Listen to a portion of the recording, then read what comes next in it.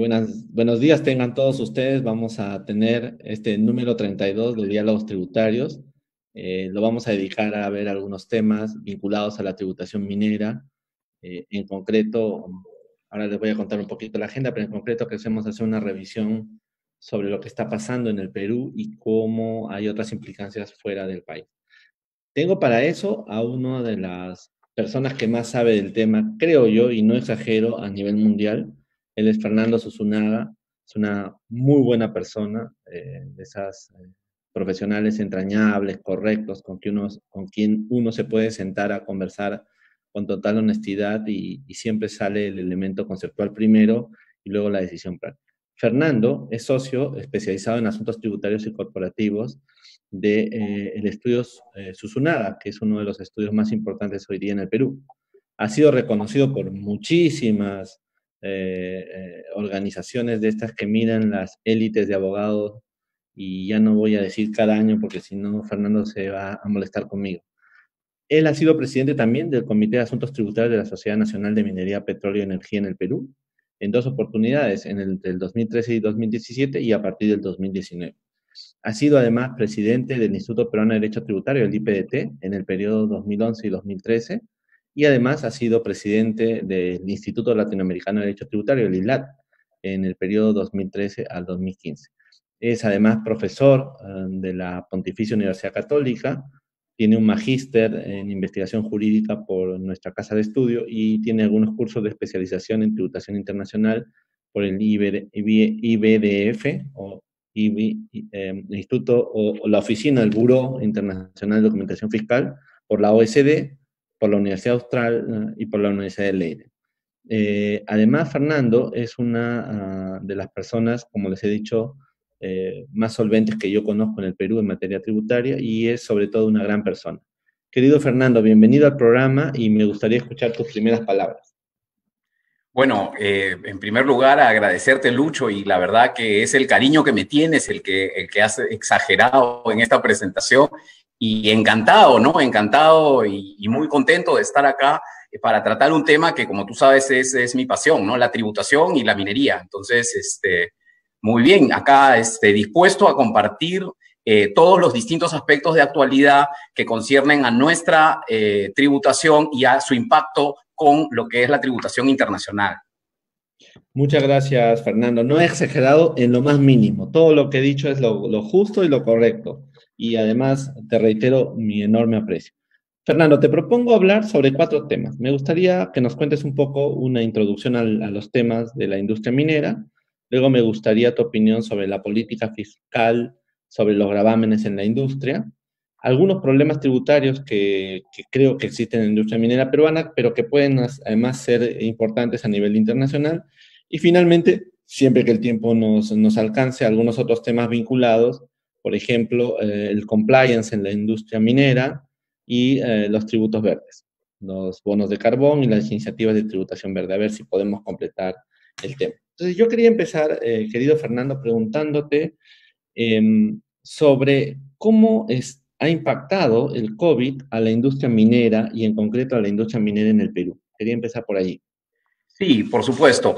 Bueno, definitivamente el COVID ha afectado sobre todo hacia el primer cuatrimestre, ¿no? O sea, digamos el segundo trimestre.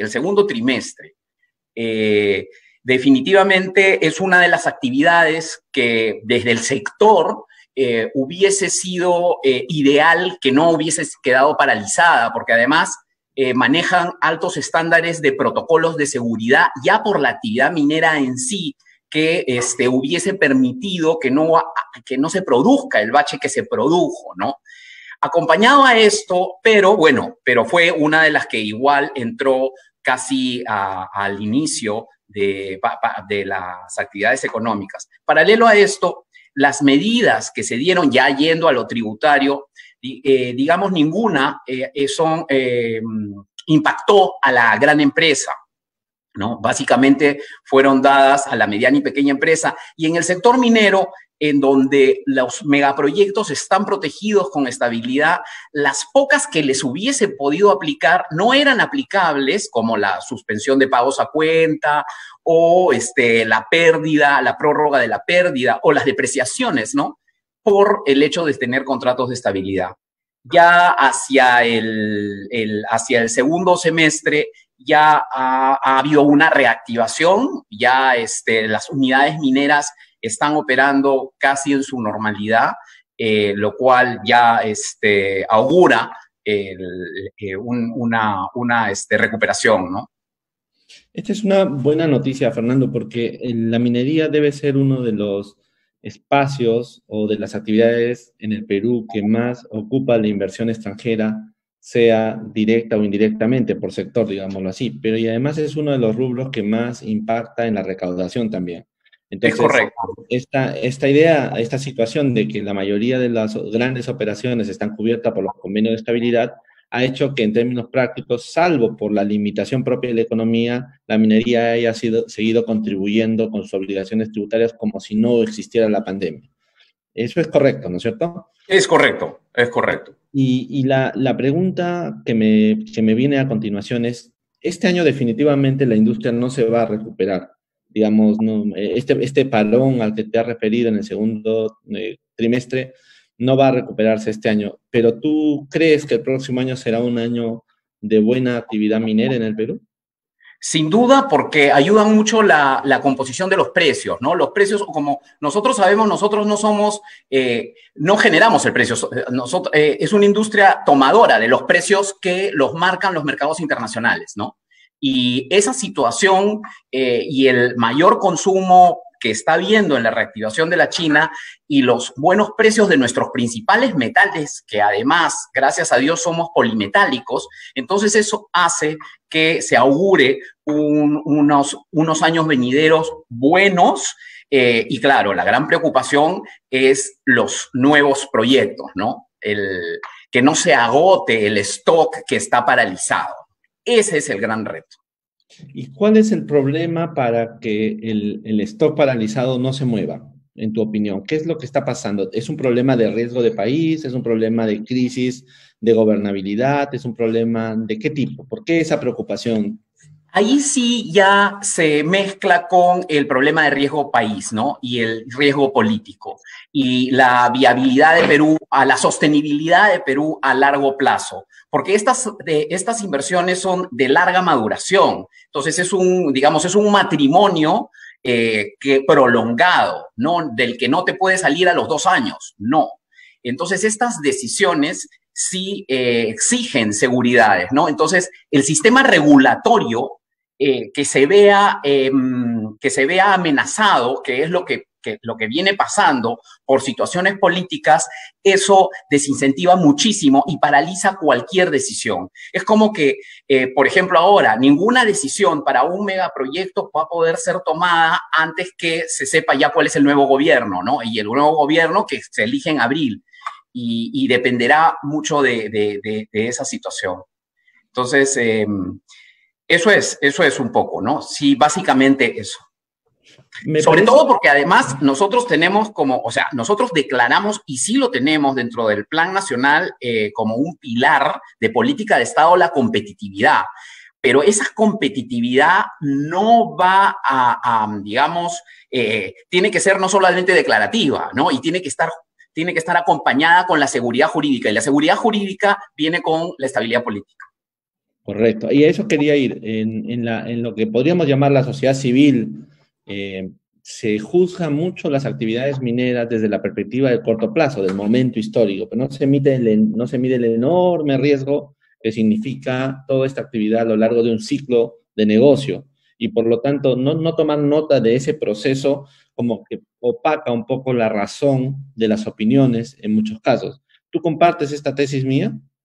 Totalmente de acuerdo porque además es una industria altamente volátil y altamente expuesta a los avatares de lo que pase, a factores exógenos. Es por ello que viene acompañada de un sistema de instrumentos financieros derivados que garanticen unos mínimos de rentabilidad. Y es por eso que la fijación de precios también es muy compleja en la actividad minera. Uh-huh. Ahora, me gustaría entonces entrar ahora un poco a partir de esta idea de que es un ciclo grande y largo de intervención.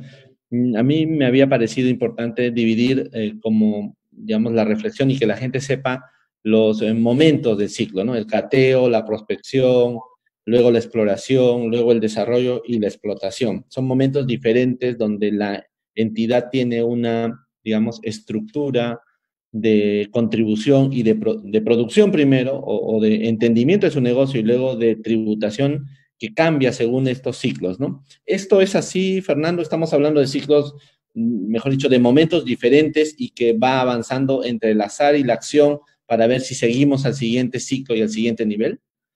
No, tal cual, ¿no? Tal cual. Lo que nosotros necesitamos más promover es la exploración. De hecho, el cateo y la prospección son actividades libres, ¿no? Como sabemos, no necesitas permisología. Ya la actividad exploratoria sí.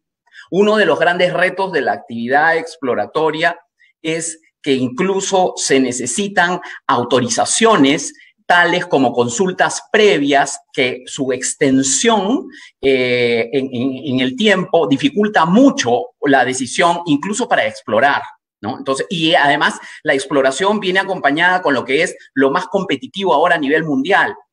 Por eso es que es central para los mineros el mantener estos regímenes como el de devolución definitiva. Luego de la exploración ya viene el desarrollo, que va a ser la construcción de la mina y de la unidad minera, para luego entrar en la etapa operativa de explotación, ¿no?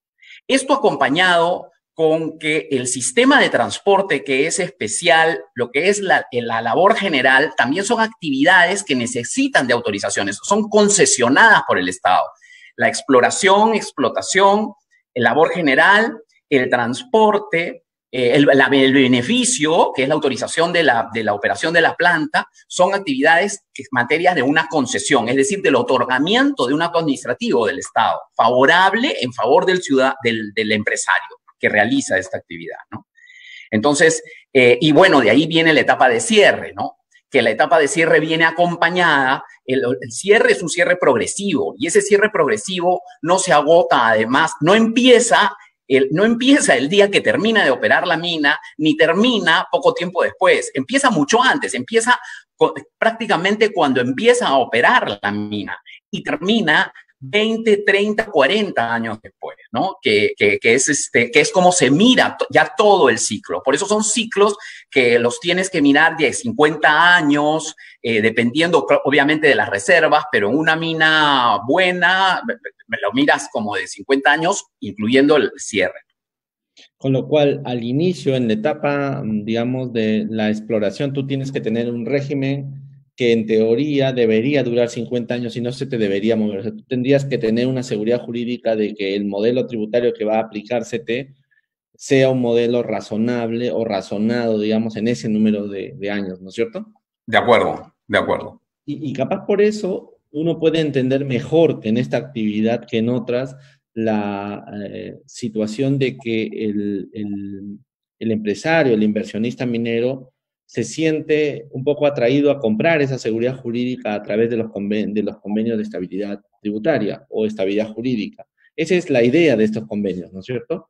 Sin duda, porque la idea del convenio es el garantizar, por eso es que el requisito indispensable es el estudio de factibilidad. La factibilidad de su proyecto viene incluida su tasa de retorno. La tasa de retorno viene acompañada del sistema tributario y lo que quiere el inversionista es menor riesgo, ¿no? Y mayor retorno. Y el menor riesgo se lo da el contrato de estabilidad. Y desde tu perspectiva de conocedor de la materia, además de haber sido presidente del Comité Tributario de la Sociedad Nacional de Minería y Petróleo. Actualmente soy yo dije 2019 en adelante, pero no quería decirte si ya habías terminado. Sí, no. Termina en enero. Entonces te decía que en esa perspectiva, ¿qué quitarías o qué mejorarías en el régimen peruano de convenios de estabilidad tributaria? Bueno, sin duda, yo creo que nuestro régimen se ha convertido en un Frankenstein, nuestro régimen de estabilidad minero. Y se empezó a convertir en un Frankenstein por la posición que se empezó a adoptar en determinadas resoluciones del Tribunal Fiscal para limitar la estabilidad al monto que está comprendido en el estudio de factibilidad, que es el requisito para acceder a celebrar un contrato, ¿no? Entonces, ¿esto qué significa? Esto significa que al limitar a un monto, cualquier inversión adicional y que incluso la reposición de activos, incluso la sustitución de procesos por mejoras tecnológicas referidas a las mismas concesiones y al mismo objeto, esto es, mina de oro, se sacan barras de doré. Esta situación puso en riesgo a todo el sistema de estabilidad y se pretendió corregir a través de esta ley, la 3230, pero esta corrección solamente constituye parches, porque ahora, si es que uno quisiera, estoy hablando de megaproyectos, ¿no? Que requieren 250 millones de dólares para celebrar un contrato de estabilidad a 15 años. Si uno quisiera invertir más, bueno, solamente si inviertes más de 25 millones más, esas inversiones adicionales pueden quedar comprendidas y siempre que tengas una autorización previa. Entonces, esta mirada que ya te obliga a mirar en función de centros de costos que además, desde una perspectiva contable, y no te digo ni la tributaria, desde una perspectiva contable, cuando preguntamos, oye, ¿cómo podemos dividir por centros de costos en función a que una misma maquinaria en la que inviertes hay una parte que está protegida y otra parte que no está protegida? Bueno, los contadores y los que saben te sacaban resultados pues hasta 15 métodos. ¿Y cuál es el correcto?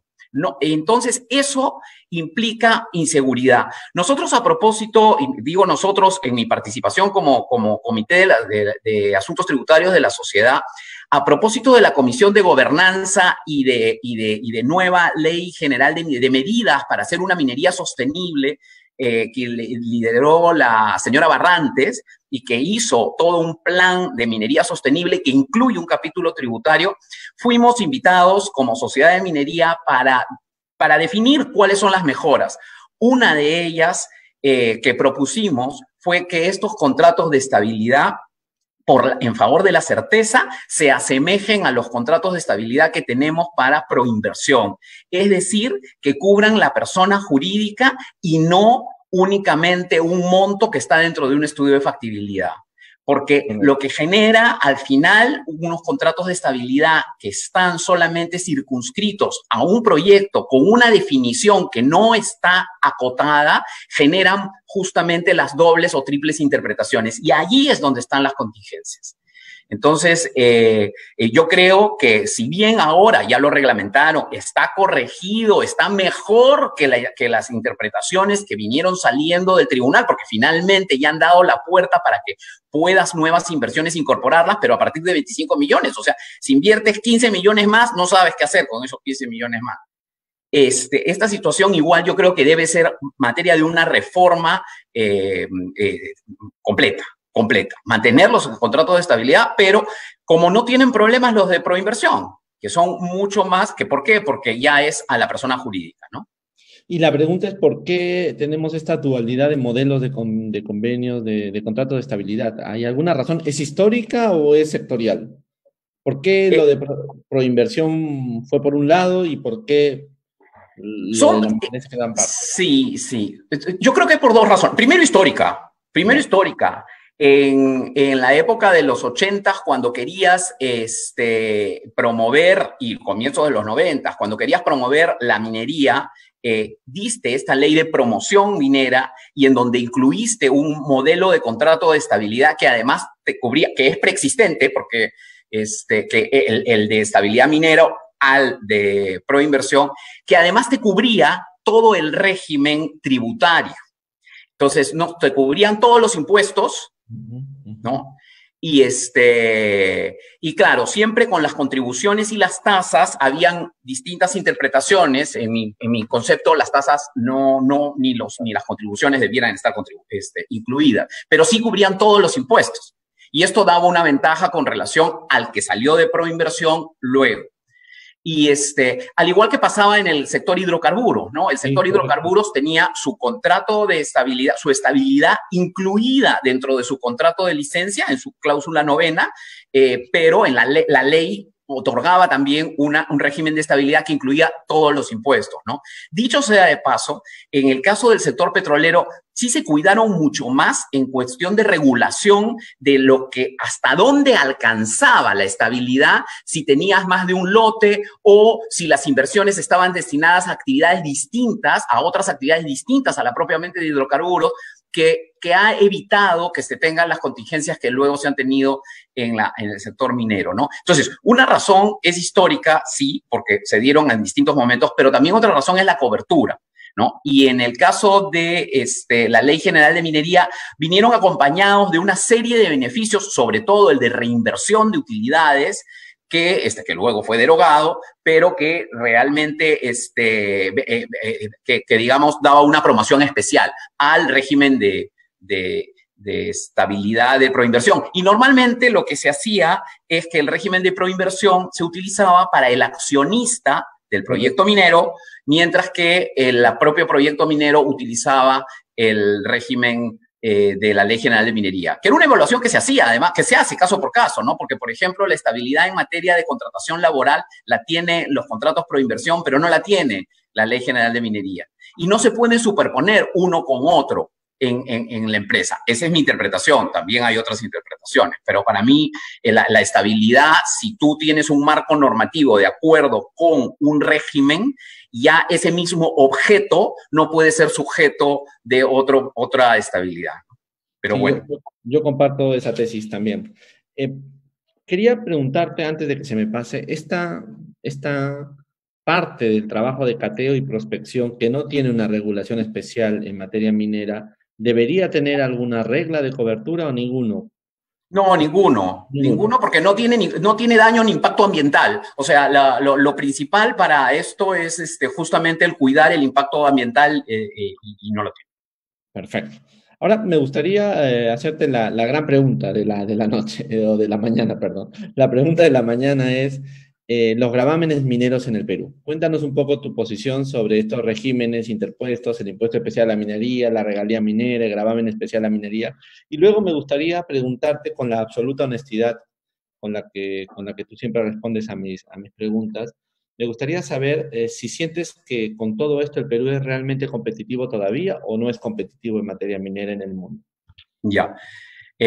Voy a empezar por lo último. Yo sí creo que de acuerdo con el diseño de política fiscal que tenemos, nuestro país es competitivo. O sea, viendo solo la política fiscal, sigue siendo competitivo. Competitivo porque, y hay un estudio, me voy a remitir a un estudio que hizo Macroconsult hace poco, lo hizo para el Perumín pasado, entonces esto es más o menos hace un año, en donde se le pidió a Macroconsult comparar todas las jurisdicciones mineras que compiten con Perú: Australia, Sudáfrica, Canadá, Chile, Colombia me parece que también está en esa comparación. Fueron 7 jurisdicciones, todas mineras top. Y se corrió ahí un modelo de mina con las características que tiene Quellaveco.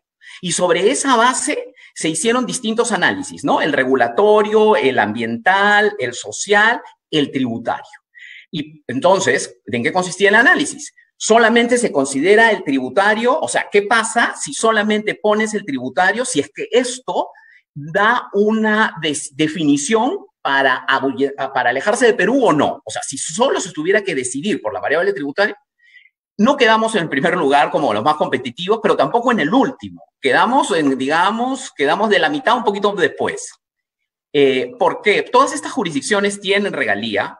Nosotros, recordarás que pasamos un duro tránsito con la regalía, que nos ayudó mucho desde una perspectiva conceptual, porque yo creo que ahí hay una sentencia positiva del Tribunal Constitucional que desarrolló mucho a la parte conceptual. Estamos hablando de un ingreso originario como consecuencia de la regalía, y por tanto estamos hablando que es la contraprestación que paga el particular por el tener el derecho a este inmaterial, a este inmueble que es la concesión.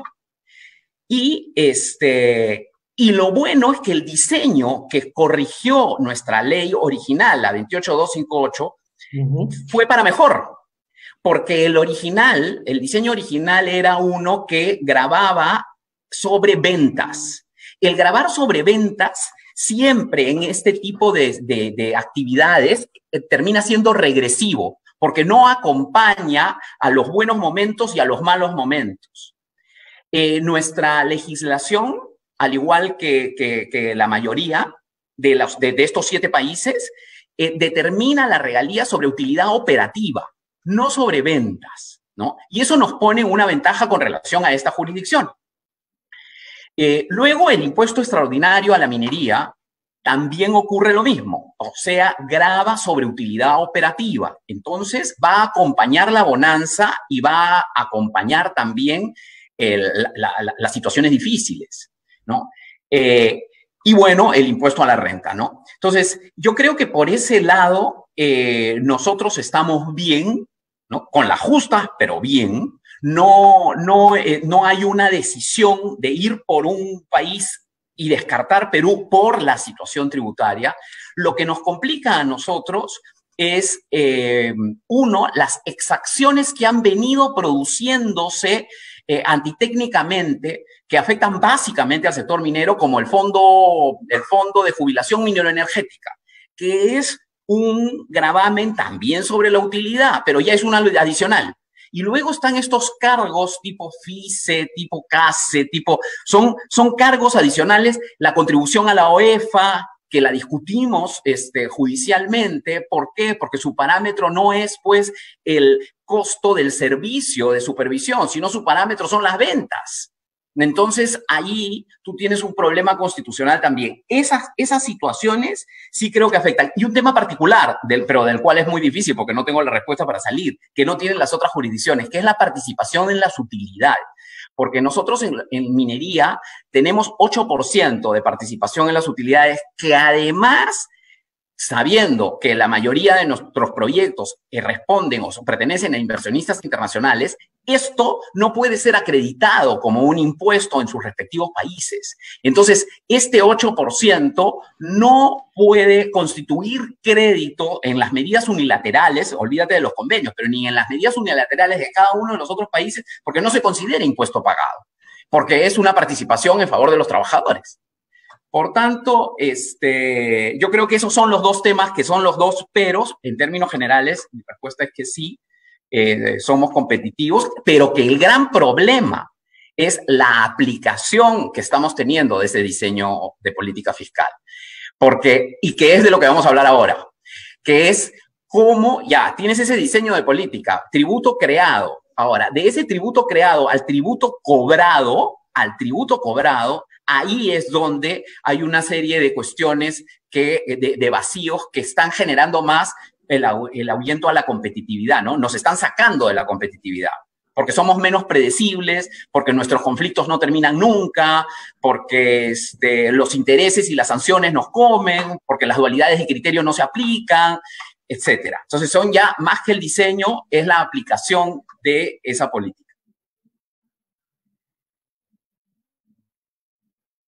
¿Lucho? Sí, Fernando, en algún momento me quedé en las dualidades de criterio. Sí, yo no sé si... Sí. Pero es claro, entonces yo decía que el problema era más que el diseño de la política, la aplicación desde que el tributo está creado hasta el tributo cobrado, lo que nos está haciendo restar competitividad.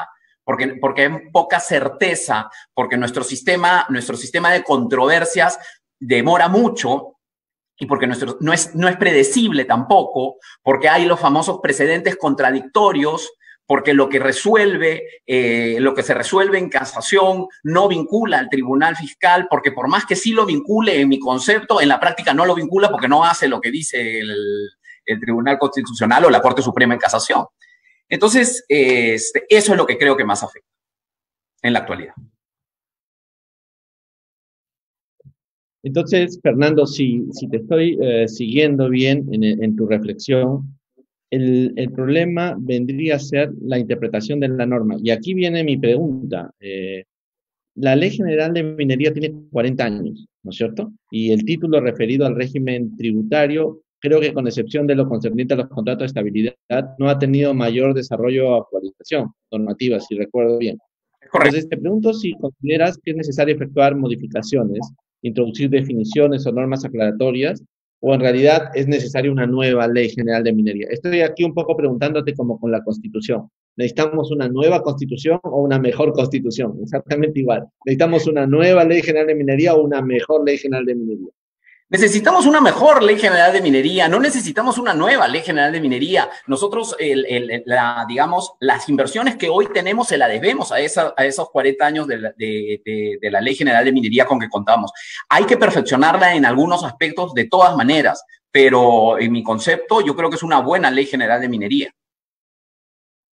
De acuerdo, de acuerdo. Y aquí va mi última cuestión. Si el tema tributario en la minería no es el problema de competitividad, entonces, ¿hay alguno de los otros ejes de la normatividad minera que sí son un problema de competitividad? Yo sé que te estoy sacando de nuestro tema, pero me gustaría cerrar el círculo de tu reflexión sobre esto. Me parece que, claro, me está sacando de mi zona, pero me parece que en Sí. el ambiental creo que el tema ambiental es un tema y lo que son los permisos sí es un tema que ahí nosotros tenemos falta de competitividad por las demoras, ¿no? Por las demoras de años para que te permitan explorar, para que te permitan operar.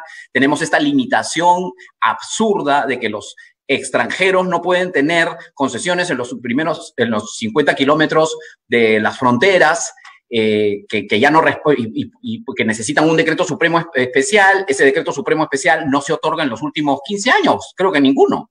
Entonces, hay unos temas ahí que sí nos restan bastante competitividad con relación a otras jurisdicciones en donde el control es ex post, ¿no? Y hay mayor confianza y mayor credibilidad.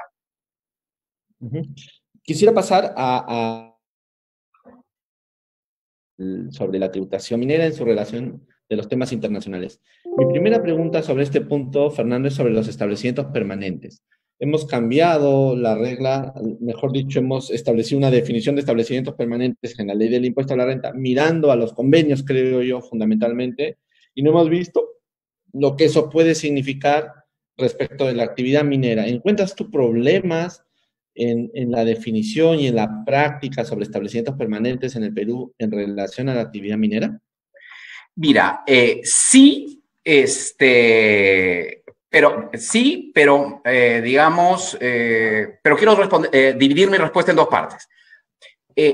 Encuentro problemas porque la provisión de servicios de la minería, la ingeniería, la geología, el diseño, todo lo que es las construcciones de las minas se realizan a través de empresas globales, muchas veces no ubicadas en el Perú y que desarrollan una actividad parcialmente en el Perú y que como consecuencia de eso sí hay la incertidumbre de la documentación sustentatoria que los mineros van a tener para poder considerar los respectivos gastos. Y eso no se ha terminado de cerrar porque no hay reglamentación al respecto y entonces sí genera toda una preocupación.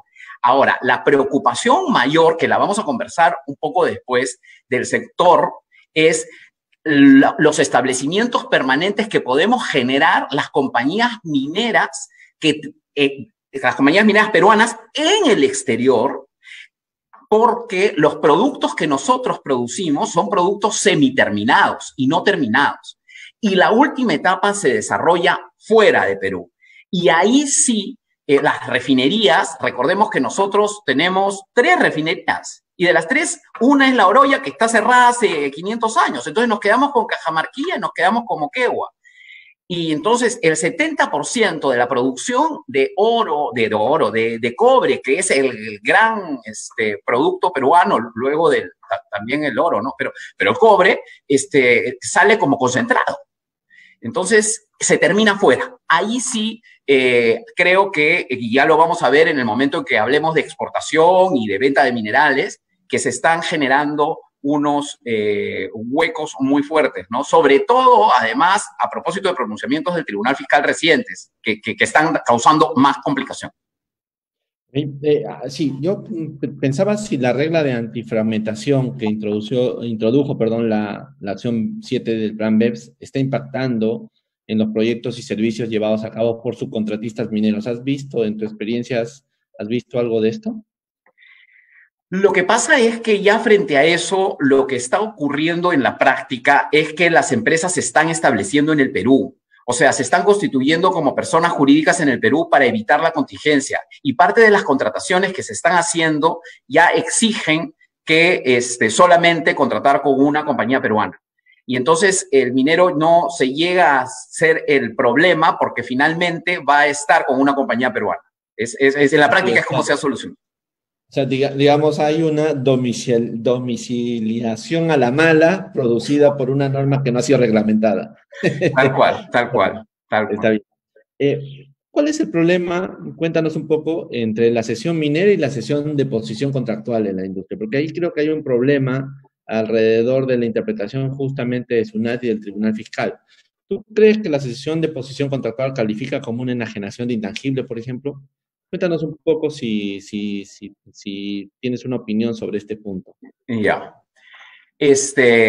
Claro, o sea, nosotros simplemente para recordar los conceptos, sabemos que hay 4 contratos típicos regulados en la Ley General de Minería, ¿no? El de transferencia, el de cesión, el de opción, que es un preparatorio de cualquiera de los 2 anteriores, y el contrato de hipoteca. Pero estamos hablando de los 2 primeros, el de transferencia y el de cesión, que están vinculados, y luego vamos a introducir la cesión de posición contractual y comentar el gran problema que se ha armado a propósito de una sentencia en casación sobre la interpretación de la cesión de posición contractual. Entonces, ¿qué es lo que pasa? Que nosotros tenemos el contrato de... Primero, ¿qué cosa es una concesión, no? Una concesión es un inmueble calificado así por la Ley General de Minería. Es un inmueble que da a su titular el derecho a explorar y a explotar. Ese titular tiene una titularidad perpetua y tiene la posibilidad de disponer plenamente de esa concesión. No le llamo propiedad porque creo que atinadamente el Tribunal Constitucional, a propósito de la sentencia de regalía y a propósito de la interpretación del artículo 66 de la Constitución, es una titularidad que tiene una sujeción y un sometimiento al Estado por el tipo de bien que se trata. Entonces no es una propiedad como propiedad, pero sí es una titularidad. Y esta propiedad, y esta titularidad puede ser cedida por el concesionario a un cesionario. O sea, puede ceder la actividad minera. Se queda con la titularidad de la concesión, pero puede asignar el derecho a explorar y explotar a un tercero, que ese es el cesionario. Y él se convertiría en el cedente. Quiere decir que temporalmente puede ceder este derecho. Lo que ha ocurrido en la sentencia esta que está causando conmoción es que hubo una cesión de posición contractual, figura del Código Civil, de un contrato de cesión, lo cual es plenamente válido. En esa situación, lo que estaba haciendo el cesionario, porque lo que tenía era titular de actividad, o sea, podía explorar, explotar, pero el que era el dueño, el titular dueño era otro, ese actuó como cedente en la cesión de posición contractual, y entonces hay un nuevo cesionario, un nuevo cesionario que adquirió una cualidad en un contrato. Quiere decir que pisó los zapatos del cesionario y ya mantiene relación con el concesionario de la concesión minera. Lo que ha dicho el tribunal, lo que ha dicho la Corte Suprema, es que el ex cesionario, es decir, el que tenía la cesión por primera vez, ese ex cesionario, el pago que recibe lo puede amortizar. El pago que recibe lo puede amortizar. El concepto de amortización de la concesión viene acompañado a la titularidad perpetua de la concesión y permanente. Por lo menos el artículo 74 lo dice así, ¿no? Lo dice con todas sus letras el artículo 74.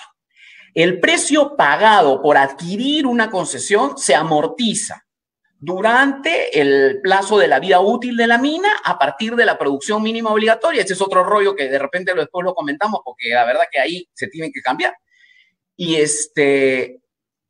Pero aquí en esta figura no cabe el concepto de amortización, sino simplemente es un ingreso que ha obtenido este cedente por haber cedido, por haber dado la posición contractual a un tercero, quien se convierte en cesionario. Entonces, la calificación, por tanto, para mí no comparte la naturaleza de un intangible. Simplemente es un ingreso por una firma de un contrato en el cual, a través de la cesión de posición contractual, el adquirente de ese contrato es el nuevo cesionario. ¿Y quién es el único que amortiza la concesión? El dueño de la concesión, quiere decir el cedente original, ¿no? O sea, en términos prácticos, lo que ha dicho la Corte Suprema puede ser que nos esté planteando un nuevo modelo de uso tributario de esa operación, ¿no? Nos estaría alterando completamente, así es, la institución, ¿no?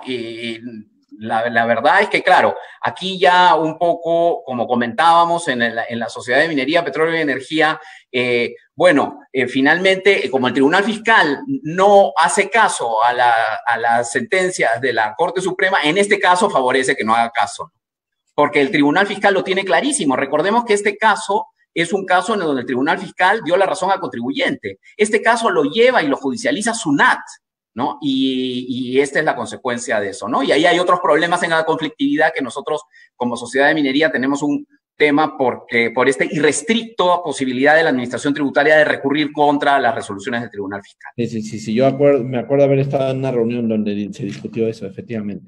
Ahora, este artículo 74, como tú has dicho, considera la concesión minera como un activo intangible, ¿no es cierto? Con un costo de adquisición que variará en función a la forma de su adquisición, me parece. Si recuerdo bien, si fue una adquisición directa del Estado, comprende gastos de petitorio, mientras que si fue adquirida de un tercero, comprende el precio pagado, ¿no es cierto? Sí, ahora, es correcto. Se amortiza en base a la vida probable de la mina, considerando, creo, las reservas probadas y probables y la producción mínima obligatoria. Sí. ¿Te acuerdas tú que en el año 2011 se emitió una resolución del Tribunal Fiscal en la que se discutieron los aspectos de la concesión minera, el momento en que se iniciaba la amortización, la fórmula para calcular la vida y el método de amortización que debía aplicarse, ¿no? Por supuesto, sostenía el Tribunal Fiscal. Sí, me acuerdo, clarísimo. Ya número ya no llego. No, lo tengo apuntado acá, lo tengo apuntado porque dije, si vamos a hablar de eso, tengo apuntado el número, tampoco es que me acuerde. ¿Qué te parece el análisis del tribunal en esos 3 puntos? Porque esa es una resolución que la ponemos a estudiar a los alumnos, ¿te acuerdas? Para que ellos analicen también esa resolución. ¿Qué te parece? Esa resolución es muy buena, pero en este punto es muy mala. Porque sabía que ibas a decir eso. Y es porque adolece de una falta de interpretación histórica que termina por concluir en un absurdo. ¿Y por qué? La producción mínima obligatoria es un concepto que viene incluso desde antes de la Constitución del 79, cuando existía la ley de amparo al trabajo, la obligación de trabajar la mina. Y esto viene acompañado de la Ley General de Minería de la época de los 80, en donde la producción mínima obligatoria era eso, era una producción real que estaba dividida en base a qué tipo de metal ibas a producir o qué tipo de producto mineral, ¿no? Si era aleación de zinc, cobre, plomo, oro, lo que fuese. En función a qué tipo de concesión tenías, si era metálica, no metálica, se establecían unas tablas. Y esas tablas te decían a ti que si tenías tantas reservas, entonces tenías que producir tanto. Por tanto, la producción mínima te llevaba a una producción. Entonces, Entonces, claro, y la producción es la que se asocia a una amortización, porque la amortización tiene que ver con el desgaste o con el consumo del bien que amortizas. Y claro, esto en función a la producción se va a ir agotando. En algún momento el concepto de producción mínima obligatoria cambia y por un asunto de practicidad, ya no habiendo la obligación necesaria de trabajarla, se pone como un concepto fijo. ¿Qué cosa es la producción mínima? $100 por hectárea por año. Esa es la producción mínima. $100 por hectárea por año. Entonces ya no es una producción real, es una suma de dinero por hectárea. Que las hectáreas no tienen nada que ver con las reservas ni con las dimensiones de las UTMs que están en las profundidades. Las hectáreas tienen que ver con los derechos superficiales y con un monto que le ponen en dólares. Entonces, puede salir cualquier resultado de esa fórmula, porque si aplicamos literal, ¿qué es lo que hemos debido hacer? Hemos debido hacer una interpretación teleológica y una interpretación histórica, según la cual producción mínima obligatoria debió entenderse como producción, ya no como mínima obligatoria, porque el concepto ya está desfasado, ya la producción mínima obligatoria como concepto no existe. Existe un monto que tienes que pagar, un monto mínimo sobre un número de hectáreas. Entonces, te puede salir cualquier resultado. En el resultado de esta RTF sale 10 años y pico porque sale 10 años. Pero imagínate, tú lo que tienes que hacer es $100, imagínate que tienes, no sé, pues 6,000 hectáreas. Entonces, $100 por 6,000 hectáreas, entonces te sale 600,000. Ya, y esos 600,000 son los que tienes que ser el denominador que lo tienes que poner debajo de las reservas, ¿no? Si las reservas son, no sé, pues 15 millones de onzas, entre ese denominador y te sale cualquier resultado. Pero no te va a salir un resultado, estás mezclando lo que es estás mezclando lo que son las reservas con un monto que es una suma de dinero sobre un derecho superficial, pero no lo estás mezclando con un parámetro que también tenga involucrada una producción sobre reservas, que es lo que tendrías que tener. Entonces, ese es el problema. Clarísimo. Y claro, a tu reflexión subyace esta paradoja de que, por un lado, cuando está resolviendo el tribunal, se está pegando a la literalidad del artículo 74 y en otro momento introduce un análisis de la norma general de la ley del impuesto a la renta. Entonces, así es. ¿En qué momento está yendo por un lado y en qué momento? Pareciera que hubiera una falta de reflexión sobre la continuidad de su argumentación, me parece, ¿no? Yo cuando lo he leído me ha dado esa sensación.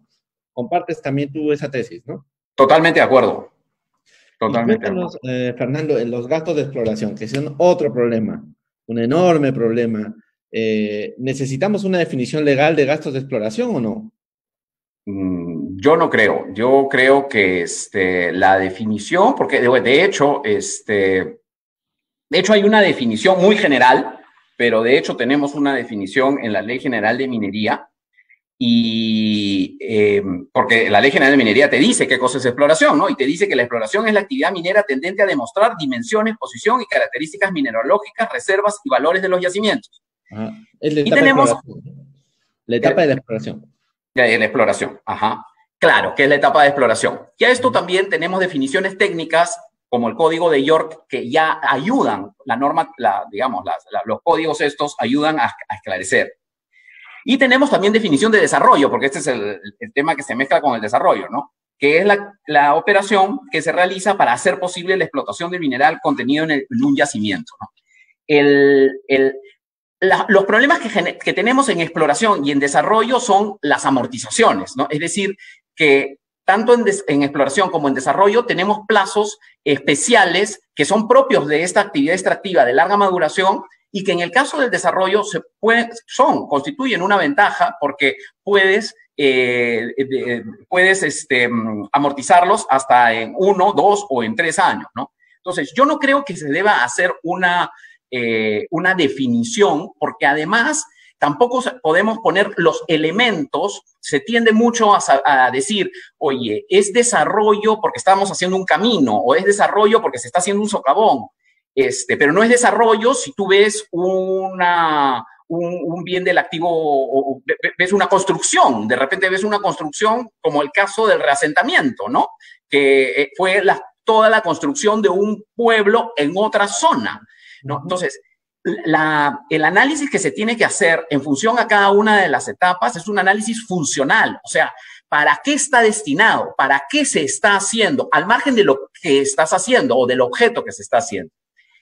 Y esto viene acompañado también, cada una de las etapas viene acompañado de una permisología, porque no es que el minero pueda explorar sin tener su permiso de exploración. Entonces, todos los gastos que estén asociados a la etapa de exploración son aquellos que haya desarrollado mientras ha tenido la autorización para explorar. Porque cuando tenga que hacer minado para construir, es decir, para desarrollar, va a necesitar otra aprobación. Y esa otra aprobación marca el inicio de esa otra etapa. Entonces, yo creo que se tiene que hacer un análisis funcional y vinculado con la etapa con la que estás. Si ocurre el problema de, puedo estar en explotación, porque sí, pues, estoy en explotación y sigo explorando, porque sigo tratando de conseguir más negocio. O estoy en explotación y hago desarrollo, sí. Y entonces ahí hay la verdad que es ilustrativa, y comparto la resolución del Tribunal Fiscal, hay una del 2016, me parece, creo que es, que lo que te establece es que te hace un análisis en función a si estamos ante un nuevo proyecto, es decir, es el propósito ampliar reservas, o sea, encontrar más reservas o ampliar la producción de las concesiones existentes. Si hay ese propósito, entonces estamos ante exploración en etapa de explotación o desarrollo en etapa de explotación, ¿no? Entonces, por ese lado, yo creo que se está construyendo bien la jurisprudencia. Sí hay todos estos temas, además, y ese es otro problema ya en la conflictividad, son diferencias temporales. Claro. ¿No? Son diferencias temporales, no son diferencias permanentes. Y normalmente cuando viene fiscalizar la administración tributaria, tenemos que muchas veces ya esa diferencia temporal se subsanó porque se pagó el impuesto que se dejó de pagar en un momento, se pagó en otro. Pero muchas veces pasa que ya cuando viene la administración, tu derecho a solicitar la devolución ya prescribió. Entonces, digamos, esto genera en la industria mucha insatisfacción por la falta de certeza en eso, ¿no? Pero creo que una definición no nos va a ayudar. Creo que jurisprudencias como la que está viendo en el Tribunal Fiscal, que en mi concepto en términos generales es acertada, está bien. Mira, a mí me había sorprendido unas observaciones que estaba haciendo la SUNAT, yo no sé si están haciéndolas todavía, que tenía que ver con los gastos de exploración incurridos en áreas sobre las cuales no se tiene una concesión minera. En algunos casos el contribuyente contaba, por ejemplo, con una cesión minera o con un contrato de opción para la eventual cesión minera, mientras que en otros casos con ningún tipo de título. Entonces, en torno a ese tema me puse a investigar y había unas resoluciones del Tribunal Fiscal que había desconocido la deducibilidad de gastos de exploración en aquellas áreas en las que la empresa minera no tenía título alguno, ni concesión ni cesión, o la expectativa de tener algún título, un tipo de título en dicha área no existía, ¿no? Y entonces había calificado a los desembolsos incurridos como gastos preoperativos por expansión de actividades. Y entonces los había metido en la ley del impuesto a la renta, sacándolos de la norma minera, ¿no? Y entonces, fíjate, a mí me llamó la atención que un gasto que por su naturaleza sea de explotación pueda ser clasificado como preoperativo por el Tribunal Fiscal, en función al área geográfica donde se lleva a cabo, ¿no? Si estoy fuera de la concesión, entonces voy a la ley de renta. Si estoy dentro de la concesión, eso... Por ahí venía mi pregunta para decir, oye, aquí hay algo que no está funcionando bien, porque están, como que nos están moviendo cosas. A mí me parece que esos son gastos de exploración, a mí. No creo que tendrían que ser tratados como preoperativos, pero no sé qué opinas tú, en fin, tú eres el especialista. Lo que pasa es que, a ver, si estamos ante una empresa que está en etapa de exploración, que tiene su autorización, el hecho de que el gasto se desarrolle en una zona que no está dentro de la concesión no tiene nada que ver. El asunto es la utilidad del gasto. Mira, Río Tinto... Estoy de acuerdo Río Tinto hizo una planta de ensayos para ver las mejoras, porque sabes que el proyecto de la granja es muy difícil de hacerse rentable. Hizo toda una planta. Obviamente, en una zona que no tiene que ver donde se estaba haciendo las labores de exploración propiamente dichas, pero la planta está destinada los ensayes a ver si el proceso productivo funcionaba o no funcionaba. Ese era gasto de exploración. Es gasto de exploración porque estás en la fase de exploración y es una actividad minera directamente vinculada. No tienes que estar simplemente a través de un geólogo haciendo un socavón para que sea gasto de exploración. El asunto es hacia qué está destinada esta. Por eso es que, digamos, es tan importante el análisis funcional, el análisis de uso. ¿Para qué uso y para qué destino está hecho este desembolso? Si la erogación está hecha en favor de la etapa y está directamente vinculada con eso, es el gasto de exploración, ¿no? A veces se pierde mucho de vista y se pretende, pues, porque claro, como ves una construcción, dices activo fijo, o ves una maquinaria, entonces, pero no, esos conceptos hay que sacarlos de la cabeza porque no necesariamente son exactos en este tipo de análisis. Y justamente por eso iba a la siguiente cuestión. En los gastos de desarrollo, no me parece tan razonable considerar a los activos fijos como gasto de desarrollo. O sea, ¿tú qué opinas? ¿Cómo lo ves? No, activo fijo es activo fijo. Activo fijo no es gasto de desarrollo. Definitivamente, a ver, cuando ya hablamos de activo fijo, vamos a hablar de equipo minero, vamos a hablar de una planta de beneficio y todo eso se va a regir por sus normas especiales de depreciación y eso se deprecia. El gasto es como la resolución esta del Tribunal Fiscal, pues, del reasentamiento y de Fuerabamba, ¿no? Dijo, oye, acá hay un activo en construcción, ¿no? Decía, activo en construcción y esto. A ver, primero, aquí no es un concepto de activo fijo porque no es un bien ni del sujeto ni va a ser destinado a la actividad productiva. Era una construcción que era de otro sujeto, que eran los propietarios de la zona, los ciudadanos que vivían en esa zona, que estaban siendo reubicados. Y entonces, por esa calificación, ¿por qué? Porque el pueblo estaba en el PIT, estaba en la zona. Entonces, para poder entrar a la zona a construir la mina, se tuvo que reasentar el pueblo. La funcionalidad del gasto es justamente esa, pero no califica como activo fijo. El examen de activo fijo de todas maneras se tiene que hacer, y si es activo fijo y se deprecia.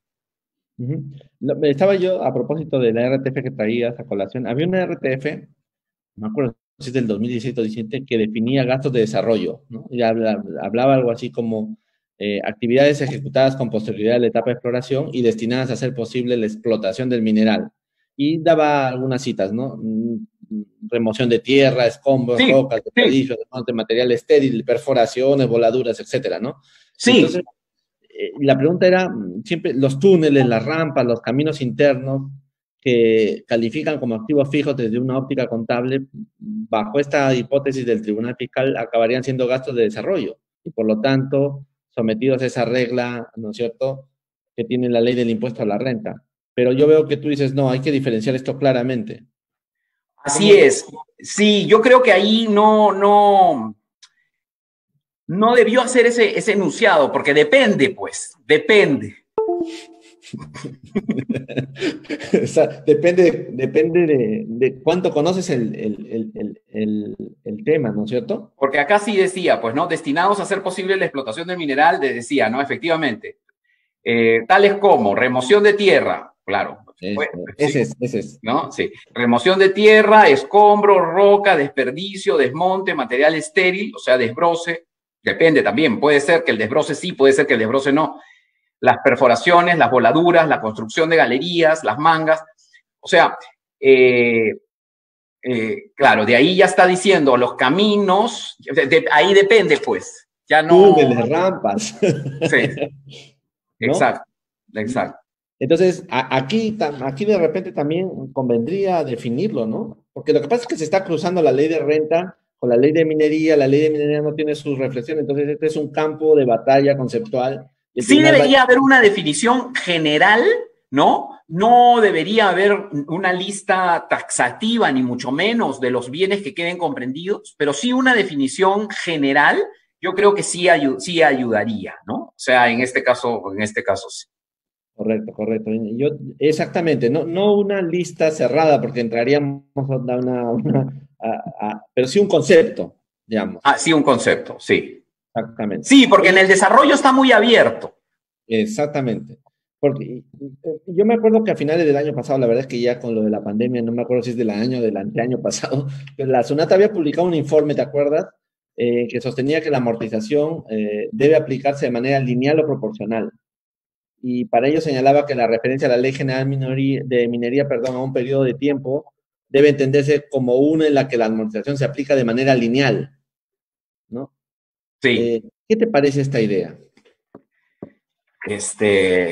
Bueno, Y viendo tu cara, lo que pasa es que dice algo que la Ley General de Minería no dice, exactamente, ¿no? a Entonces, eso querés llegar. cuando nosotros vamos a ver el artículo 37G, ¿no? Es preoperativos, ley del impuesto a la renta, te dice de 1 a 10 años proporcional, ¿no? Cuando en otros artículos no te menciona la palabra proporcional. La proporcionalidad o el método lineal tiene que ser expreso. En este caso, además, estamos hablando de una ley de promoción. Esa ley de promoción de 1 a 3 años de los gastos de desarrollo se aparta del régimen general y se aparta para promover, conociendo la actividad minera que es muy volátil, permitirle al minero, siempre que comunique, siempre que se tengan un mismo tratamiento, los gastos en el año, etcétera, etcétera, esa variación, al no mencionar proporcional, lo puede no necesariamente serlo. Entonces, yo creo que aquí es una mirada, digamos, de la administración tributaria que no es correcta. Parece que nos estuvieran imponiendo una amortización lineal a los gastos de desarrollo, ¿no? Sí, a la Sí, prepo, sí, ¿no? sí, sí, sí. Ahora, finalmente en este tema, la Ley General de Minoría también, esto corrígeme por favor, que acá ya estoy un poco ya entrando a terrenos pantanosos y no quiero que me jales la oreja, pero la Ley Sí, General de Minería establece la obligación de los contribuyentes de comunicar el método elegido respecto a los gastos de desarrollo incurridos, ¿no? sí, Eh, año a año. Sí, pero fíjate, la total ausencia de una precisión sobre su carácter en la norma había originado si esto tenía carácter constitutivo o declarativo, ¿te acuerdas? Sí. Eh, ¿A ti qué te parece? ¿La comunicación a SUNAT de la elección adoptada tiene carácter constitutivo o declarativo? Meramente declarativo. Primero porque la ley no menciona su carácter constitutivo y la comunicación es una formalidad, ¿no? Entonces no podría constreñir el derecho, ¿no? Ni la sustancia. Por tanto, no. Y me parece que en esa resolución del Tribunal Fiscal del 2011 era uno de los puntos controvertidos, pero no recuerdo si se pronunció. Creo que no se pronunció el Yo, Tribunal no, Fiscal. no se pronunció. Pasó por el costado, Pasó por el costado. creo yo. Oye, y pasemos ahora, por favor, a la provisión del cierre de minas, la amortización no deducible para efectos tributarios. Yo alguna vez te he escuchado, no me acuerdo si era en un grado en el que estuvimos juntos, ya no lo recuerdo, pero que tú tenías una crítica conceptual al problema del tratamiento del cierre de minas en el Perú. No sé si era así o me lo estoy inventando. No te lo estás inventando. O sea, el tema del tratamiento de cierre de minas en Perú, tributario, nunca ha sido solucionado. Y el problema que pasa es que como regla general en la ley del impuesto a la renta sabemos que las provisiones no son deducibles, salvo contadas excepciones que tienen que estar ahí expresamente indicadas en la ley del impuesto a la renta. Y para que sea deducible un gasto, tiene que seguir el criterio del devengo. Ahora, el devengo jurídico. En el tema que ocurre con el cierre es que la materialización del cierre, que se prolonga muchísimos años luego que ya produces, ocurre que genera gastos cuando no opera ya la mina y por tanto no tienes contra qué utilidad aplicar ese gasto. Entonces, es por eso que legislaciones comparadas que compiten con nosotros sí tienen soluciones, ¿no? Al respecto. Y permiten, por ejemplo, Chile, que siempre nos comparamos con Chile porque es nuestro vecino además. Chile permite que en la tercera última parte de la vida útil de la mina la provisión pueda ser descontada, ¿no? Canadá tiene fideicomisos en donde reserva los gastos para solucionar los impactos del medio ambiente, que también pueden ser descontados. Argentina también tiene una norma al respecto, pero nosotros no. Nosotros, entonces, nuestras provisiones o la garantía que de hecho existe no puede ser considerada como gasto, sino hasta cuando se vaya ejecutando efectivamente el gasto, que es cuando ya no se opera, ¿no? Entonces, salvo que tengas otra unidad minera con la cual puedas tener tu gasto en jugarlo con la utilidad o el ingreso de la otra unidad, no lo vas a poder aprovechar y tú vas a generar una pérdida y la empresa va a tener que cerrar con esta pérdida. O sea, con lo cual necesitaríamos una modificación normativa en tu perspectiva. Sí, sí. O sea, insistir en una interpretación sobre la norma vigente no creo que lleve a mucho.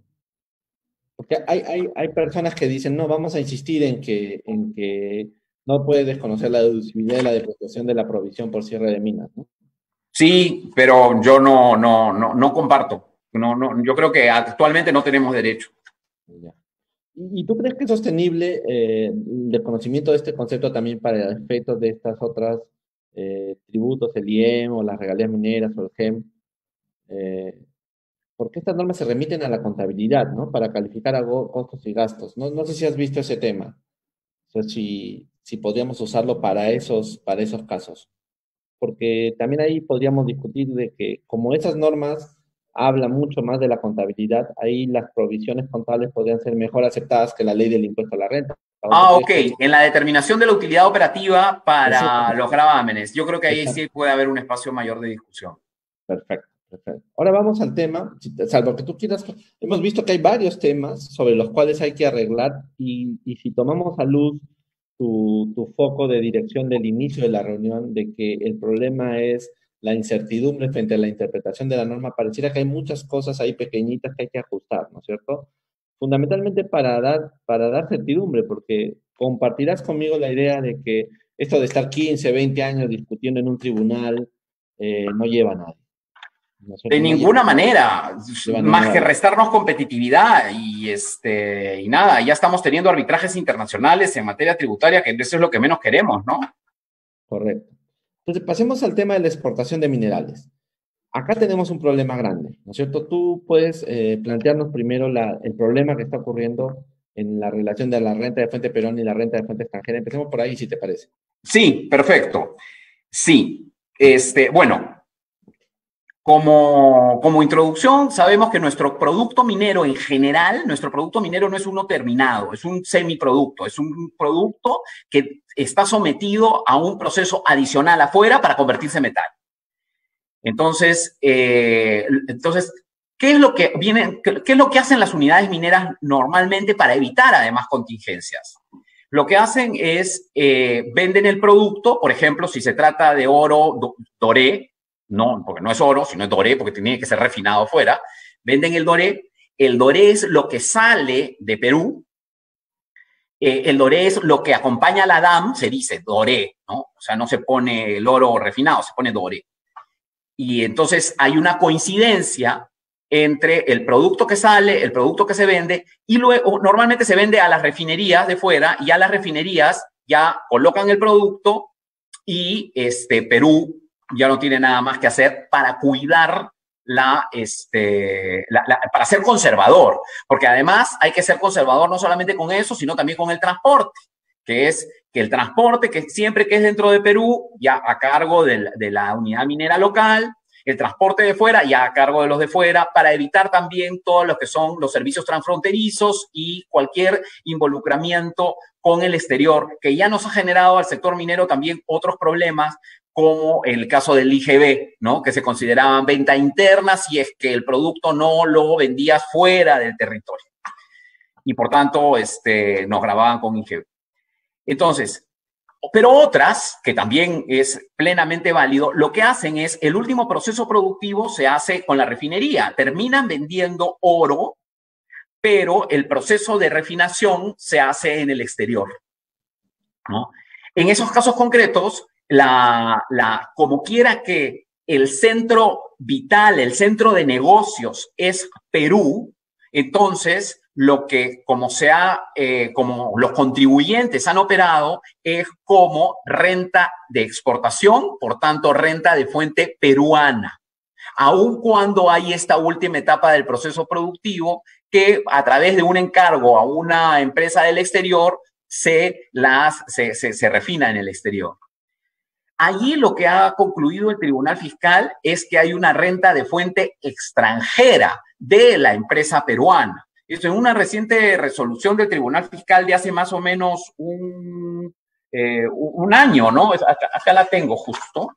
Es la 10447 de la Sala 9 del 2018, que te dice que conforme a lo señalado por la recurrente, no vendía barras de doré, sino la contribuyente vendía oro, debido a que las citadas barras que obtenía producto de su actividad eran embarcadas para su refinación y el oro y plata eran vendidos en el mercado internacional, siendo los gastos de refinación gastos necesarios para realizar dichas ventas. Que en ese sentido, el producto materia de la venta era oro y plata, que se obtenía como consecuencia de la refinación realizada en el extranjero. Es decir, las rentas provenientes de dicha venta no corresponderían a bienes producidos en el Perú. Por tanto, no se encuentran dentro del artículo 11 de la ley del impuesto a la renta, o sea, no es exportación. Entonces, esto nos genera temas no resueltos. Temas no resueltos como que entonces es todo renta de fuente extranjera, entonces solamente nos regimos por el artículo 50, 51A y por tanto tenemos que hacer una canasta y si hay más gastos, estos no se jalan para el año siguiente, o tenemos que considerar la parte y esas partes no están reguladas, o como ha hecho el contribuyente, ¿no? Que dicho sea de paso ya no es como dice la resolución del Tribunal Fiscal, que ha considerado todo como renta de fuente peruana y por tanto los gastos involucrados, incluyendo la refinería del exterior, considerado como gasto de fuente peruana. Entonces, esto como introducción, porque además genera un tema adicional con los convenios ya también para evitar la doble imposición y con la eventual calificación de establecimiento permanente. Y te lleva a si esto puede ser calificado como establecimiento permanente entonces de la empresa peruana en el exterior, o estamos hablando de una actividad auxiliar o complementaria a la actividad principal y por tanto bajo esa línea no necesariamente generar establecimiento permanente. Y si tenemos convenio, llegamos al tema del artículo 9, en donde podríamos ahí con el artículo 9 pedir el ajuste secundario y poder solucionar el problema a través de un procedimiento de acuerdo mutuo que ahora ha declarado nuestro superintendente que vamos a celebrar, ¿no? Entonces, ese es el primer problema de incertidumbre que viene generando estas situaciones, ¿no? Fuera de los otros problemas que ya tienen que ver con precios de transferencia, que también lo generan las exportaciones, y con la conciliación entre lo aduanero y lo tributario, que también generan otros problemas a propósito de los regímenes ya aduaneros propiamente dichos y del laboratorio de la administración tributaria que controlan los ensayos, ¿no? Entonces, no sé... Quería preguntarte, ¿qué opinas tú de esa interpretación del Tribunal Fiscal sobre el artículo 11? ¿Te parece que es literal? ¿Cómo lo has visto tú cuando lo has analizado? Mira, yo lo que veo es que efectivamente es absolutamente literal. O sea, es absolutamente literal en cuanto a cómo la refinación se hizo fuera, entonces el producto oro es de fuera. Y no ve que este es simplemente la coronación de todo un ciclo productivo que está allí siendo llevado a cabo por la empresa peruana desde su extracción, producción y es la etapa final, ¿no? Y claro, lo que ella vende es oro y oro que ha producido acá. Entonces, acá ha habido una ausencia de definir dónde está el centro empresarial y el centro de negocio, que es el Perú. Y a este proveedor del exterior, por ser parte final, lo está considerando como un aspecto determinante para definir que el producto está siendo vendido fuera. Y por tanto es renta de fuente extranjera. Claro, y claro, ahí el problema va a surgir si es que haciendo esta sección, estos dos bolsos de fuente peruana y fuente extranjera aparece una pérdida en el ejercicio. No, ahí es donde viene el problema. Así es. Porque ahí entramos ya en un trompo terrible, ¿no? Okay, claro, sí. y lo que pasa es que el artículo 11, si yo recuerdo, fue planteado para promover la exportación y parece que el tribunal lo está leyendo en el sentido restrictivo para no promover la exportación. Totalmente de acuerdo. Y me hace Completamente de acuerdo. sabes que a propósito de lo que hemos hablado, los gastos preoperativos también tenían esa función. Tú te acordarás que cuando surgen como diferidos en relación al principio del devengo es justamente para favorecer la actividad empresarial, pero la interpretación del tribunal lo lleva a encogerlo como si fuera un corsé para las empresas, ¿no? Ahora, Tal cual. ¿cuál es el hecho de tener un establecimiento permanente en el otro país ya te obliga a grabar en fuente? ¿No es Sí, cierto? tal, Y tal cual. entonces, y entonces eso otra vez nos trae un trompo bien difícil de plantear. Tal Bueno, cual. bueno, esta es una cosa muy simpática. Ahora, tú eres especialista y bueno, a ti no te gusta que te diga esto, pero tú escribiste una interesante reflexión sobre los precios de transferencia, sobre Sí, el famoso sexto método, ¿no? Entonces me sí, gustaría que nos cuentes un poco cuáles son los problemas tributarios en torno a precios, qué es sí. lo que nos estás planteando ahora. Sí, pues el tema de precios de transferencia, la verdad es que yo no sé en qué momento se creó todo esto en el mundo, este, ¿no? Y a veces cuando uno lee, pues, a este autor Aviñona, que él lo que te dice es que el aforementioned, o sea, la distribución proporcional, ¿no? El reparto del ingreso sobre fórmula proporcional, ¿no? Sobre proporciones, es el más acertado que el arm's length, ¿no? Al final hemos vivido con el arm's length, ¿no? Y entonces tenemos la ficción de que las empresas económicamente vinculadas tienen que, el principio de operador independiente las hace operar como si fuesen independientes, aun cuando no lo sean, ¿no? Y a esto le agregamos el asunto de que una segunda ficción cuando se tratan de establecimientos permanentes, ¿no? Que ahí ya es ficción sobre ficción. En el caso del sexto método, ¿qué es lo que pasa? Y yo lo he seguido de cerca por las implicancias que tiene la actividad minera, desde que a propósito de las borradores 8, 9 y 10 de BEPS, se hizo una suerte pues de validación y de opinión pública, ¿no? Y se invitó a todos cuando se salen los borradores que incluían este sexto método como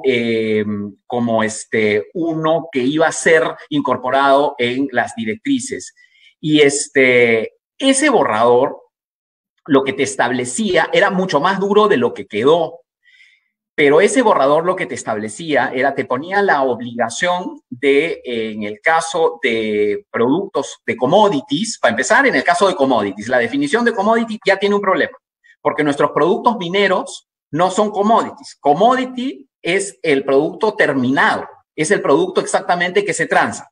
Es cierto que nuestra legislación, para conocedora de esa situación, lo que te dice es los commodities o productos que utilicen como uno de sus variables el precio de un commodity, que es el caso nuestro, que una de las variables para la fijación del precio es el valor de cotización del commodity con el que se vincula, que es lo que se transa en la London Metal Exchange, ¿no?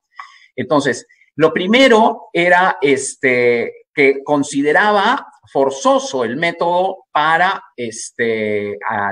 los productores de commodities que vendían a sus económicamente vinculadas, y utilizaba al valor de fecha de embarque como último recurso para poner el precio, para determinar en qué momento tomas el valor de cotización.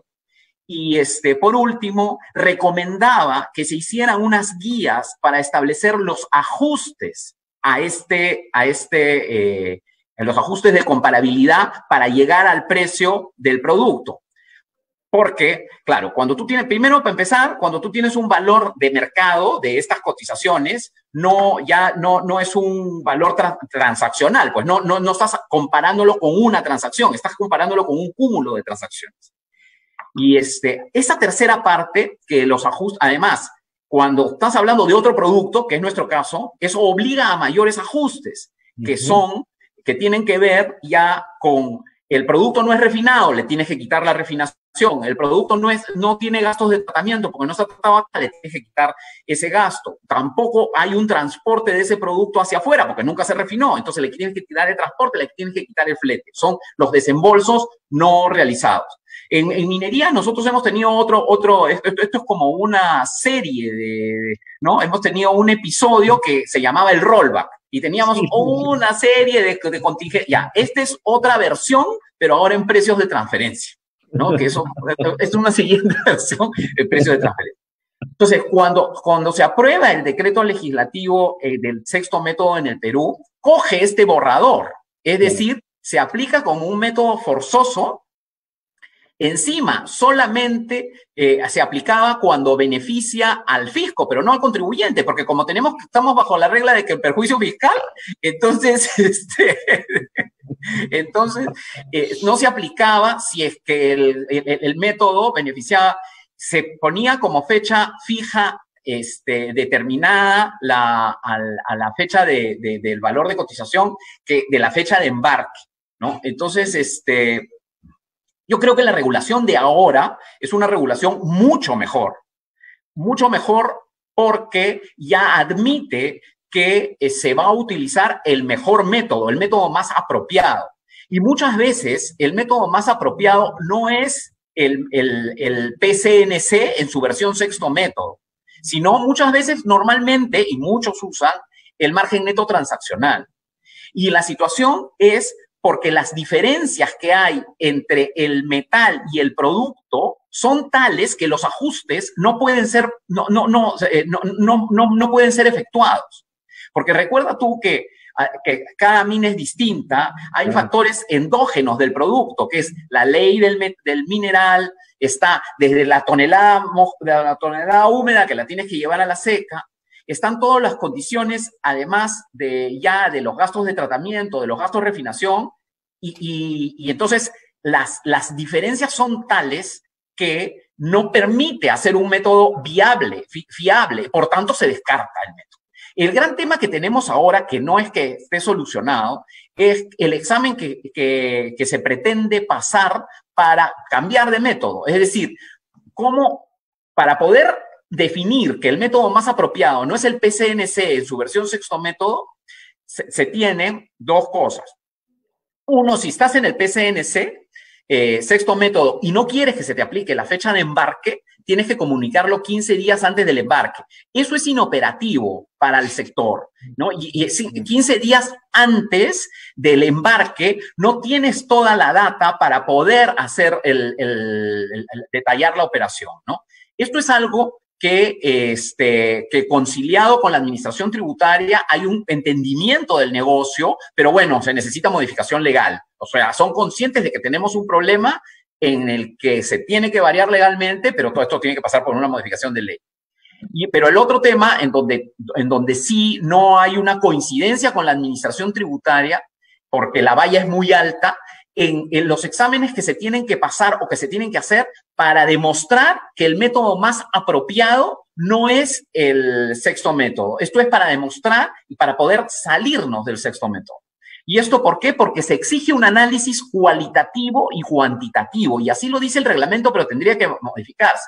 Y al exigirse un análisis cuantitativo, quiere decir que tienes que cuantificar que el PCNC no es el más apropiado. Si justamente el problema, y eso es lo que te dicen los que hacen los precios de transferencia, que no soy yo, es que no lo pueden cuantificar. Por eso abandonan el sexto método, porque los parámetros no te llegan a ser razonables como para poderlo cuantificar. Entonces se van a otro método, por eso descartan el método. Análisis cualitativo sí se puede hacer, pero no cuantitativo, ¿no? Entonces, bueno, yo creo que la OECD retrocedió bien en el tema. Ya yo creo que en realidad esa regulación de commodities de la OECD es prácticamente decorativa, porque retrocedió, finalmente prima lo que es el método más apropiado. Y claro, las legislaciones lo que sí están teniendo las que tienen el sexto método, que son muchas latinoamericanas, lo que sí está funcionando bien es su registro de contratos, ¿no? Yo creo que ahí un líder es Uruguay. Uruguay creo que lo ha hecho bien, porque acá de lo que se trata es de evitar la manipulación de precios, por supuesto, ¿no? Entonces, y eso la administración tributaria lo tiene que controlar. Y eso la industria lo ha entendido. y la industria está dispuesta a colaborar en la medida en que sigas los parámetros de la industria. Y permitas, por ejemplo, sustituir la declaración. Hay cosas que tienen que ser modificables, ¿no? Pero en eso sí, yo creo que se está avanzando con un espíritu colaborativo con la administración. Esperemos que termine bien. De acuerdo, de acuerdo. Muy, muy interesante la reflexión que estabas dando. Siempre me he hecho esta pregunta, ¿por qué los desajustes que BEPS trató, casi ninguno tenía en mente la industria minera? Porque ya cuando vas a BEPS 2.0 expresamente en el enfoque unificado se retira a los temas mineros. Digamos como que a la minería se le trata un poco aparte. ¿Es que no habían problemas BEPS o los problemas BEPS eran fáciles de manejar? ¿Cuál es tu opinión sobre eso, Fernando? Eh, ¿Cómo lo ves? no es que no habrían problemas. Yo creo que lo que pasa es que la industria es muy especializada, ¿no? Entonces, creo que cualquier medida, no conociendo al 100% el negocio, pues, es peor que la medida. Correcto. O sea, la solución puede ser peor que la enfermedad, digámoslo así. Sí, sí. Ok. Y ahora tengo una última pregunta sobre esta parte para ya pasar a las últimas preguntas que quería hacerte. Aunque no lo creas, ha pasado más de 1 hora y media y yo te dije que iba a llegar ese momento y que no lo iba a repetir. Bueno, tengo ya aligerando y terminando. Hay en la industria, por el problema de la volatilidad de los precios y todas estas cosas, han usado mucho los instrumentos financieros, ¿no es cierto?, para coberturar. Muy bien. Yo he estado atento a algunos casos, en fin, por razones profesionales, y tengo la impresión de que la administración tributaria, cuando hace su enfoque de fiscalización sobre los instrumentos financieros, a veces no toma en cuenta la actividad, el tipo de actividad y la larga ruta, y entonces sus objeciones, sus reparos en los gastos, etcétera, esta discusión sobre si el instrumento era de cobertura, ¿no es cierto?, o de especulación, todas estas cuestiones que han aparecido en negocios por la falta de entendimiento de la industria. ¿Compartes esta tesis o el problema es de regulación normativa fundamentalmente? No, ha sido del entendimiento de la industria al 100%. Y entonces, claro, ahí es donde empieza, el semillero empieza por el examen, ¿no?, de las normas de contabilidad de si es de cobertura o especulativo. Yo creo que al final la regulación, como quedó modificada, ayudó, y yo creo que ya ha habido un entendimiento de la industria en esa parte, ¿no? En esa parte ya creo que ya el tema de los instrumentos financieros derivados no representan una contingencia porque son bien manejados. Correcto, pero en un comienzo hubo un problema muy grave, hay muchos casos todavía en trámite, ¿no es cierto? Millonarios. Sí, sí, por una cuestión de interpretación, efectivamente. Tú decías que había un problema entre las reglas de precios y las normas aduaneras, por el valor por el valor de aduanas, ¿te referías? Sí, lo que pasa es que no tenemos muy claro cuál es el plan de la administración tributaria y sí, pero lo que sí sabemos es lo que estamos padeciendo los mineros en la operatividad del día a día. Entonces, se ha modificado lo que es el régimen de exportación aduanero para el caso entre otros, para el caso de los minerales. Y permiten la regularización de la DAM ahora, me parece que hasta 7 meses en el caso de los mineros. Y claro, cuando uno saca su producto minero, lo hace en base a una factura que se requiere para el tema aduanero. Hay una liquidación provisional y hay una regularización de la DAM al final, pero al final de la operación, es decir, cuando ya llegó a destino, cuando ya lo aceptó el comprador, etcétera, etcétera, ¿no? Uno de los principales problemas, o de los primeros problemas, era si se podía rectificar la DAM luego de regularizada, porque podría ocurrir que tengamos operaciones que demoren un poco más. Y eso no está claro, aun cuando nos han verbalizado que sí. Y el otro tema es el tema del laboratorio y de las muestras de los ensayos. Ese de las muestras de los ensayos, ¿qué hace? Nosotros, por un lado, tenemos la operación comercial. La operación comercial hace que cuando salga el producto, antes de salir el producto, van a ver los ensayos que se hacen o en un laboratorio de INACAL, o además el propio contribuyente tendrá su laboratorio o contratará un tercero. Y luego el comprador allá, para probar que el producto que llegó es el mismo que estaba en el contrato y en la cantidad y en la forma que se pactó, se hace otros ensayos, con verificación también del vendedor hacia el punto en que llegó. Y en función a eso es que se termina de hacer la liquidación final y la operación comercial ya tiene las características del producto tal como llegó. Esa es la operación comercial. Lo que se estaría haciendo ahora desde una perspectiva del régimen aduanero es que si te toca rojo, entonces tienes que hacerse una prueba en el laboratorio de la administración tributaria y si no coincide con la del contribuyente, hay una posibilidad de nombrar un tercero dirimente, y si sigue la controversia, rige el de la administración, que es el que se obliga a consignar en el boletín que acompaña a la DAM. Entonces, pareciera que es tu dicho, el dicho del contribuyente. La preocupación es si es que esto solo va a regir para régimen aduanero o si esto va a tener efectos en la operación comercial y, por tanto, en el impuesto a la renta, porque eso ya nos llevaría a alterar el producto tal como comercialmente está siendo concebido y está siendo considerado como ingreso para propósitos del impuesto a la renta. Ahora las normas, está claro que no se puede. Sin embargo, la preocupación es que si la exportación es un régimen que no está grabado con impuesto, entonces todo este diseño tiene algo que sospechamos que pueda sensibilizar tributación interna. Entonces lo que queremos estar claros en que no es así. Perfecto, perfecto. Bueno, agotadora la reunión y yo no lo he sentido. No sé si... No, yo tampoco, ¿ah? No, es que yo estoy feliz contigo conversando, pues ¿cómo la voy a sentir? Buenísimo, yo lo aprecio muchísimo. Quería tus palabras finales de reflexión como para cerrar un poco el círculo y darnos algo de esperanza de la actividad minera hacia el futuro después de todo lo que estamos viendo en el país, por favor.